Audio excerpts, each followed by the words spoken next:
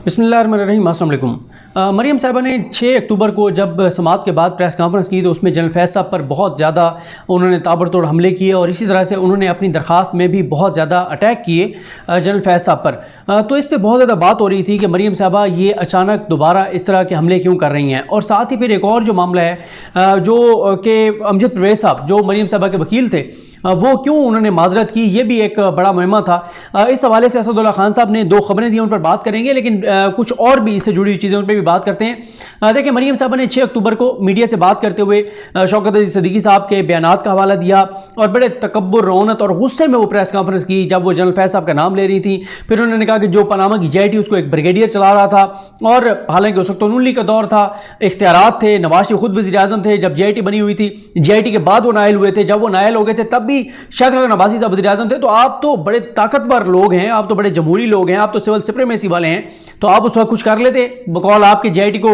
एक ब्रिगेडियर चला रहा था। फिर दोबारा उन्होंने पनामा के जो 5 जजेस थे, जस्टिस एजाज अफजल खान साहब, जस्टिस आसिफ सैयद खोसा साहब, जस्टिस अजमत सईद शेख साहब, जस्टिस गुलजार अहमद साहब जो मौजूदा चीफ जस्टिस पाकिस्तान है, और जस्टिस एजाजुल हसन साहब, उन पर फिर इल्ज़ामात लगाए हैं। और पहली बार उन्होंने नाम लिया है कि हम जब ये कहते हैं कि अंपायर, तो अंपायर से मुराद जो है वो जनरल फैज़ हैं। फिर उस पर उनसे एक सहाफ़ी ने सवाल किया कि ये बताएं कि शहबाज शरीफ साहब जो हैं वो तो प्रो एस्टेब्लिशमेंट हैं, तो क्या इस जो आपने दरख्वास्त दायर की इस्लामाबाद हाई कोर्ट में, क्या उस पर शहबाज शरीफ आपके साथ हैं? और फिर उस पर मरीम साहब ने कहा कि ये जमात का मामला नहीं है, ये मेरी ज़ात और नवाज शरीफ की बात है और ये हमारी जंग है और हम ये जंग लड़ रहे हैं, जमात को इसमें मत लाएं। यानी मरीम साहबा ने जो है वो एक तरह से जमात को खुद से और ख़ुद को जमात से जो है वो अलग कर लिया।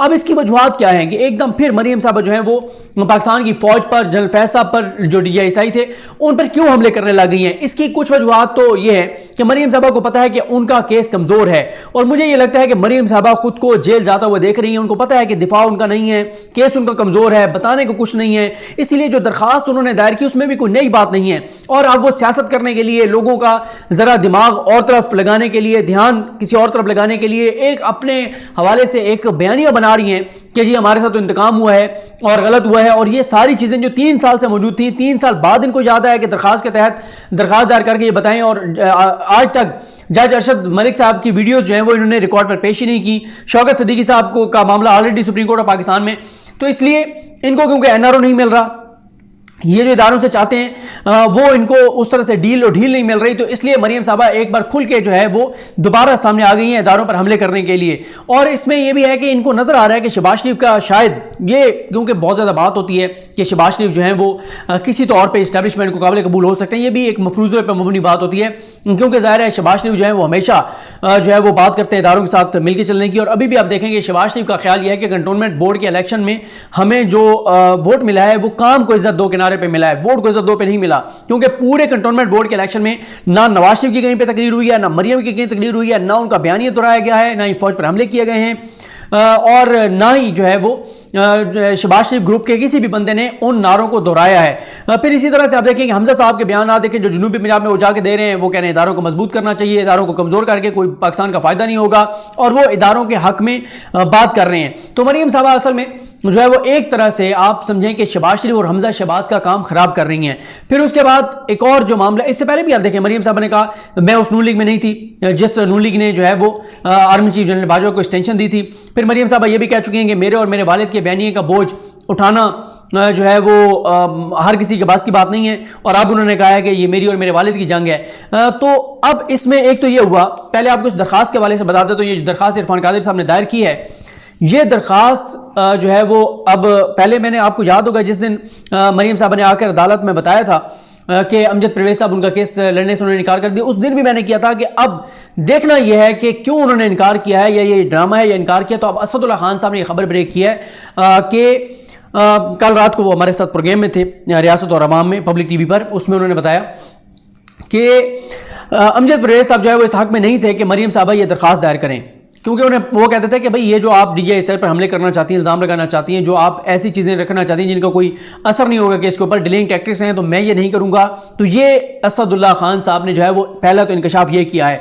दूसरा जो असदुल्ला खान साहब ने स्टोरी दी, और असदुल्ला खान साहब की स्टोरी की तस्दीक हुई आज के अखबार में, सलमान गनी साहब के जो आर्टिकल है उससे भी बताता हूँ असदुल्ला खान साहब ने बताया है कि ख्वाजा साद रफीक साहब के घर 5 घंटे एक इजलास चला है। नून लीग के आम रहनुमा मौजूद थे, जिसमें शादिक अब्बासी हैं, ख्वाजा साद रफीक हैं, ख्वाजा मोहम्मद आसिफ हैं, राना तनवीर हैं, एहसन इकबाल हैं, कोई राना सनौला हैं। 8 नून लीग के रहनुमा थे और उन 8 में से 7 का यह ख्याल था कि शहबाज शरीफ का बयानिया ठीक है। 6 का तो क्लियर था कि शहबाज शरीफ का बयानिया ठीक है, मज़ामत का नहीं, मफामत के बयानी पे चलना चाहिए। लेकिन शादिक अब्बासी साहब दरमियान में रहे और परवेज़ रशीद ने जो है वो मुखालफत की शहबाज शरीफ के बयानी की। परवेज़ रशीद ने यही कहा कि हमें असर के वक्त रोज़ अफ्तार नहीं करना चाहिए, हमें जो है वो अब मंतकी अंजाम तक इस तहरीक को पहुंचाना चाहिए और हमें 5 साल और अपोजिशन में रहना पड़ता है, रहें, लेकिन अब इस नजरियाती जंग को मंतकी अंजाम तक पहुंचाना चाहिए जो फौज के खिलाफ है। लेकिन जो दूसरा ग्रुप था उनका यह कहना था कि मजीद लोग आप अपोजिशन में नहीं रहेंगे, पार्टी टूट जाएगी, पहले ही बड़ी मुश्किल है अपोजिशन में रहना, हमारे जो इलेक्टेबल्स हैं वो हमारे साथ नहीं रहेंगे। देखें, एक चीज़ आप जहन में रखें इलेक्टेबल्स के हवाले से कि काफ लीग मुशर्रफ दौर में काफ लीग बनती है, नून लीग वाले कितने लोग, ये सिर्फ आपको सामने सवाल रख रहा हूँ, ये इस पर रिसर्च करनी चाहिए। लेकिन आपको वैसे मोटी मोटी तादाद पता है, लेकिन एक्यूरेट में तादाद आपको एग्जैक्ट जो है वो तादाद आपको नहीं बता रहा।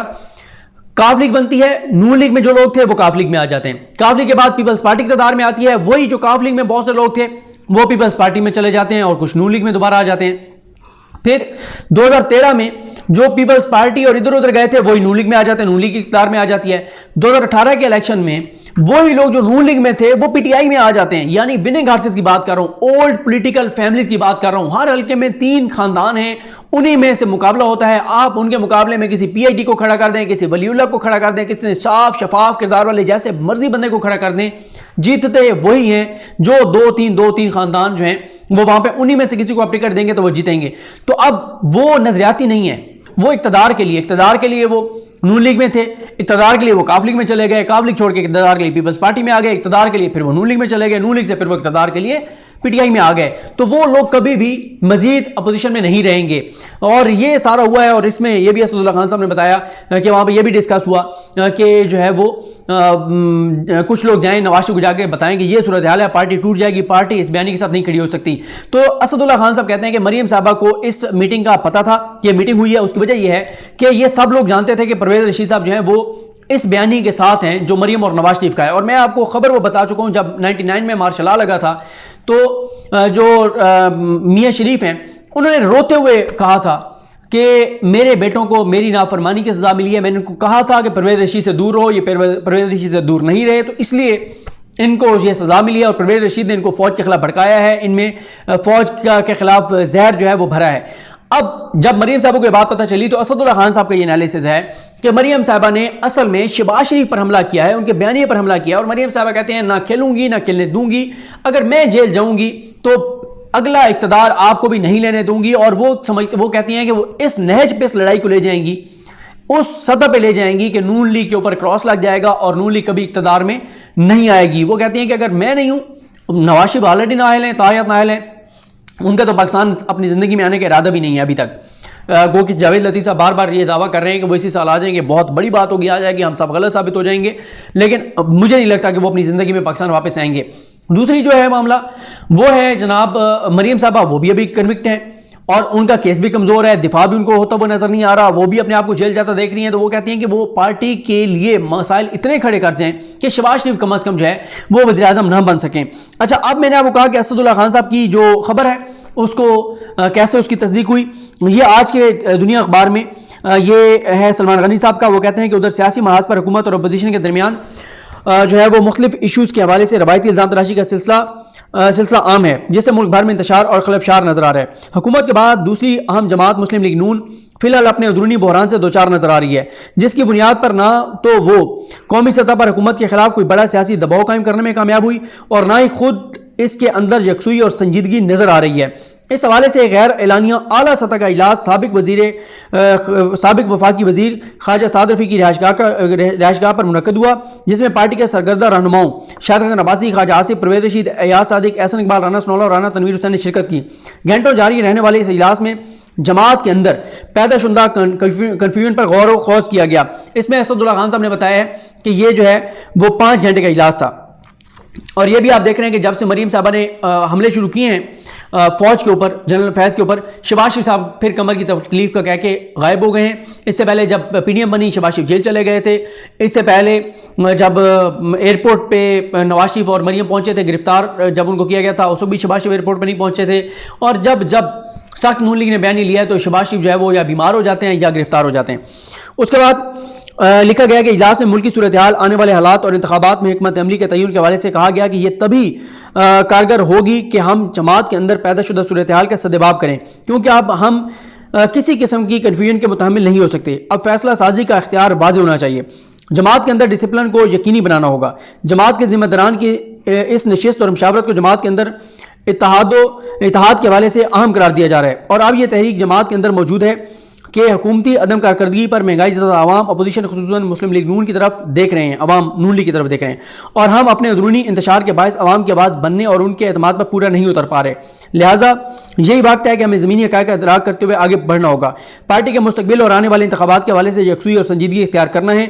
इस मुशावरत में यह भी कहा गया कि मफाहमत और मज़ाहमत का जो तासुर मुस्लिम लीग नून के साथ जुड़ा हुआ है वो हमारी सियासी परवाज़ में बड़ी रुकावट है, और हमें इस तासुर की नफ़ी करते हुए पॉलिसी साजी में यकसुई इख्तियार करना होगी।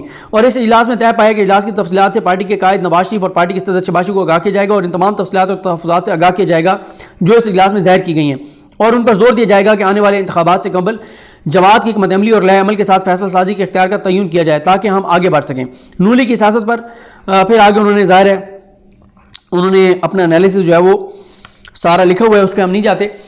लेकिन आप ये देखें कि अब ये बात हो रही है, 5 घंटे 5.5 घंटे का इजलास था। इसमें जो है वो यही कहा गया कि पार्टी जो है वो टूट जाएगी और इस बयानी के साथ हम नहीं चल सकती है। बाकी मरीम साहबा के जनरल फैज़ साहब और फौज पर हमलों की एक वजह ये भी हो सकती है कि इंटरनेशनल मीडिया उनको कवरेज मिल सकती है, इदारों को ब्लैकमेल करने की कोशिश है, और इस हवाले से मोहम्मद मालिक साहब ने भी खबर दी, उस पर आगे चल के बात करेंगे। तो बहरहाल देखते हैं। और नून लीग ने एक नया नारा जो है वो मुतारिफ करवाया है, बेनज़ीर भुट्टो का जो नारा था, या अल्लाह या रसूल बेनज़ीर बेकसूर, अब नून लीग ने भी ये नारा चोरी किया है, या अल्लाह या रसूल मरियम बीबी बेकसूर, या अल्लाह या रसूल मरियम नवाज़ बेकसूर, या अल्लाह या रसूल मरियम सफदर बेकसूर। ये नारा नून लीग ने पीपल्स पार्टी का चोरी किया है। बहरहाल देखते हैं चीज़ें किस तरह आगे बढ़ती हैं। मुझे अपनी दुआ में याद रखें। अलकरीम हम सब का हमें नासरो। अल्लाह हाफ़िज़।